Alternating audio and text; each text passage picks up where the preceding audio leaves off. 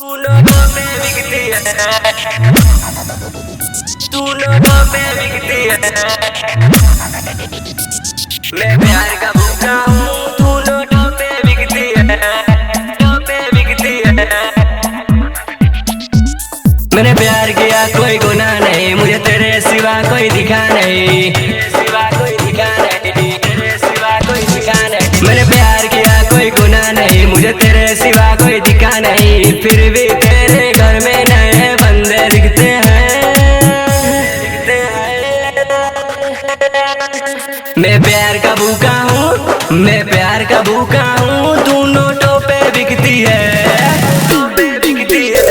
मैं प्यार का भूखा हूँ, तू नोटों पे बिकती है, नोटों पे बिकती है,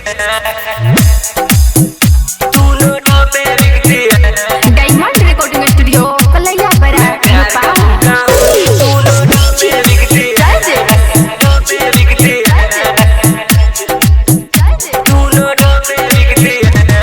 मैं सपने देख रहा था तेरे साथ जीने का, फिर क्यों तूने छोड़ दिया बिना गलती का, बिना गलती का। मुझे पता नहीं था मेरा प्यार तुझे राह से आएगी, मैंने सोचा नहीं था बेवफाई सच तक जाओगी। क्या ऐसे वक्त पे पाँव नहीं हिलते हैं, नहीं हिलते हैं। मैं प्यार का भूखा हूँ, मैं प्यार का भूखा हूँ, तुम नोटों में बिकती हो, मैं बिकती हो। मैं प्यार का भूखा हूँ, मैं प्यार का भूखा हूँ, तुम नोटों में बिकती हो। मैं प्यार का भूखा हूँ, तुम नोटों में बिकती हो,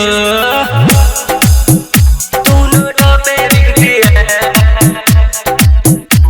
मैं प्यार का भूखा हूँ, तू नोटों पे बिकती है, नोटों पे बिकती है,